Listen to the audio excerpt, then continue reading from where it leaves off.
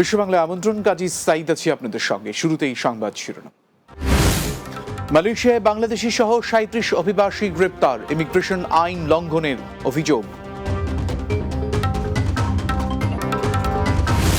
Saudi আরবের আল বাহা এলাকায় অনুষ্ঠিত হবে 2 দিনের কনসুলার সেবা, জাতীয় পরিচয়পত্র বা জন্ম নিবন্ধনের ফটোকপি নিয়ে আসার অনুরোধ। এবং অমর একুশে বই মেলায় বেড়েছে প্রবাসী লেখকদের বই, জায়গা পেয়েছে জুলাই গণ অভ্যুত্থান সহ প্রবাসীদের হাসি কান্নার গল্প।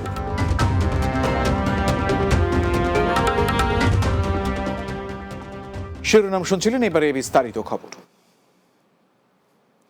মালয়েশিয়ায় চলমান অবৈধ অভিবাসী দমন অভিযানে বাংলাদেশি সহ ৩৭ অভিবাসীকে গ্রেপ্তার করেছে দেশটির ইমিগ্রেশন পুলিশ।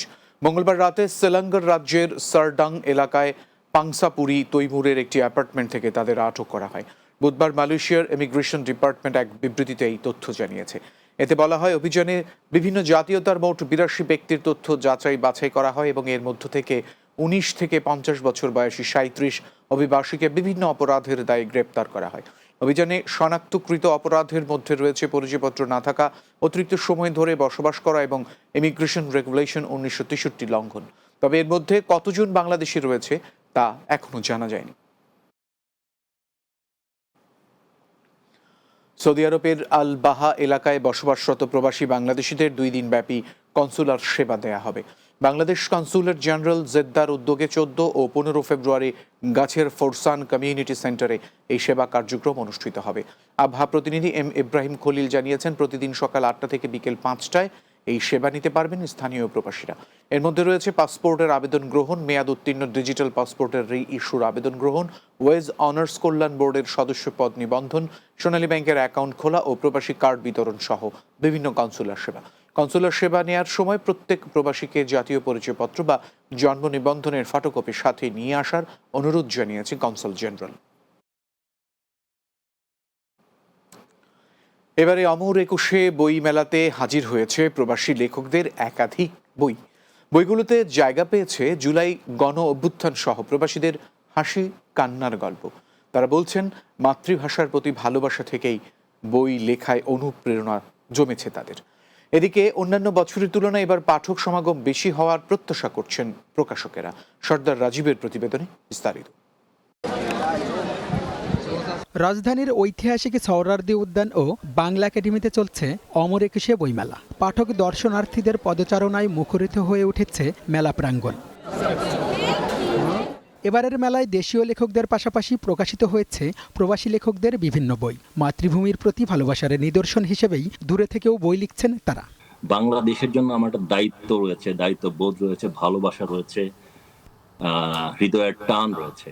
তো সেই ক্ষেত্রে আমার যে দর্শন অথবা আমার যে ভাবনা, চিন্তা, বোধ এবং এই জনজীবনের যে চলমান যে জীবন দেখে থাকি প্রবাসে এসেও, তো সেসবকে আমি আমার ভাবনাগুলোকে অন্যের কাছে পৌঁছে দেওয়ার জন্য আমি মনে করেছি যে আমার লেখালেখি আমাকে লিখতে হবে। প্রবাসী লেখকদের নিয়ে কাজ করা প্রকাশনা প্রতিষ্ঠানগুলো বলছে, স্বাধীনভাবে বই প্রকাশ করতে পারায় এবার বেড়েছে প্রকাশনার সংখ্যাও। রেস্ট্রিকশন থাকছে না বইয়ের ক্ষেত্রে, যে আমরা আগে যেমন এই বই করতে গেলে অনেকবার চিন্তা করতে হতো যে এটা করব, এখন আমাদের ওই চিন্তাটা নেই, আমরা স্বাধীন মতো কাজ করতে পারছি পাণ্ডুলিপি নিয়ে। আমাদের ওইটা ভাবতে হচ্ছে না যে বই প্রকাশ করলে আমরা কোন প্রবলেমে পড়বো বা কি হচ্ছে। তো ওদিক থেকে আমরা এখন স্বাধীন। এদিকে বিগত বছরের তুলনায় এবার বেড়েছে তরুণ পাঠকের সংখ্যা। নতুন বইয়ের প্রতি আগ্রহ বাড়ার দাবি এই প্রকাশকের। 20 থেকে 25 বা আরও কম এরাই বেশি বই পড়ছে। এরাই ধরেন পুরনো রাইটারদের লেখাও পড়ছে, আবার নতুনদের লেখাও পড়ছে। যেমন এখন আমি বলবো মেলাতে যেমন নন ফিকশনের দিকে একটু বেশি চাহিদা তরুণদের, আর থ্রিলার লেখা ওগুলোর উপর একটু বেশি চাহিদা। বাট ক্লাসিক যে বইগুলো ওগুলাও পড়ছে। শুধু যে বলবো যে না নতুনগুলা পড়ছে বা নন ফিকশন পড়ছে তা না, পুরনো লেখাও তারা পড়ছে। 1972 সাল থেকে বাংলা একাডেমি প্রাঙ্গণে অনুষ্ঠিত হচ্ছে বইমেলা। Sardar Rajib, Bangla TV, news desk. বিশ্ব বাংলায় বিরতি নিচ্ছে, এরপর আরো থাকবে। যুক্তরাজ্যে অনুষ্ঠিত হবে তৃতীয় সম্প্রীতি কনসার্ট ইউকে 2025। চলছে শেষ মুহূর্তের প্রস্তুতি।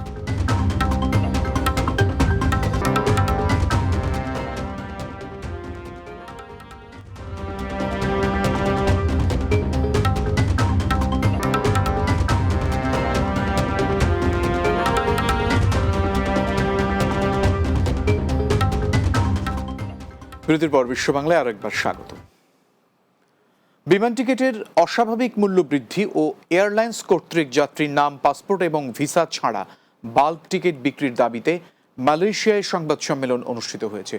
মালয়েশিয়া প্রতিনিধি মোহাম্মদ আরিফুজ্জামান জানিয়েছেন, প্রবাসী অধিকার পরিষদ কুয়ালালামপুর মহানগর শাখার উদ্যোগে এই আয়োজন করা হয়। এতে লিখিত বক্তব্যে সংগঠনের সাধারণ সম্পাদক মোহাম্মদ আল আমিন বলেন, বর্তমানে মালয়েশিয়া সহ বিশ্বের বিভিন্ন দেশে যাতায়াতের জন্য বাংলাদেশি এয়ার টিকিটের আকাশচুম্বী মূল্য বিরাজ করছে।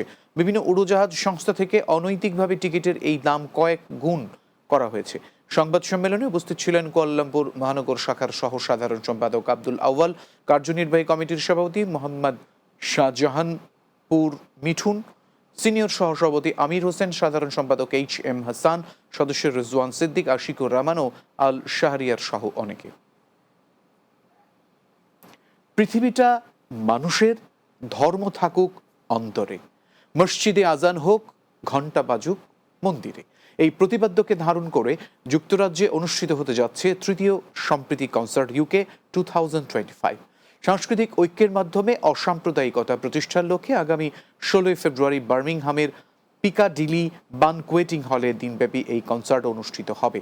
রোববার বার্মিংহামের বাঙালি অধ্যুষিত স্মল হিথের পূর্বনাট হলে অনুষ্ঠিত এক মতবিনিময় সভায় কথা জানান আয়োজকেরা।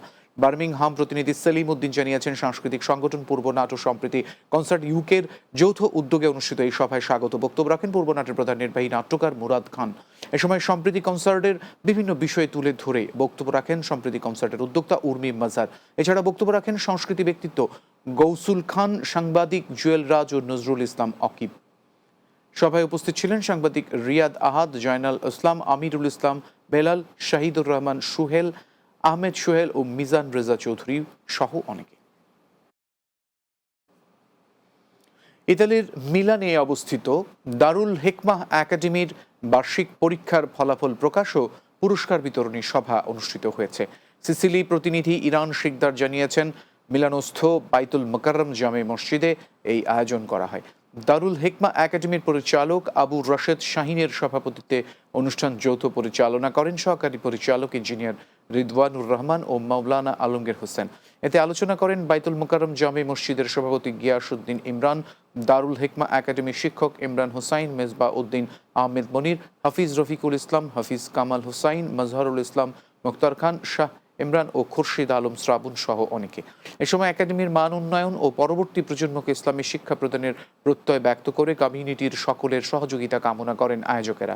শেষে বিশ্বের মুসলিম উম্মার সুখ, শান্তি ও সমৃদ্ধি কামনা করে বিশেষ দোয়া করা হয়।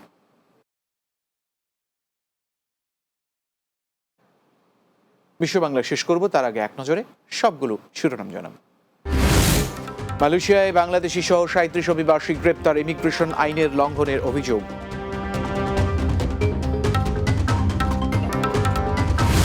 সৌদি আরবের আল বাহা এলাকায় অনুষ্ঠিত হবে 2 দিনের কনসুলার সেবা, জাতীয় পরিচয়পত্র বা জন্ম নিবন্ধনের ফটোকপি নিয়ে আসার অনুরোধ। অমর একুশে বই মেলায় বেড়েছে প্রবাসী লেখকদের বই, জায়গা পেয়েছে জুলাই গণঅভ্যুত্থান সহ প্রবাসীদের হাসি কান্নার গল্প।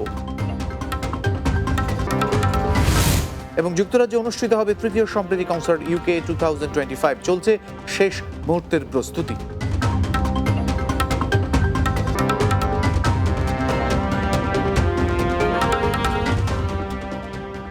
এই ছিল বিশ্ব বাংলায়। ধন্যবাদ এতক্ষণ সঙ্গে থাকার জন্য।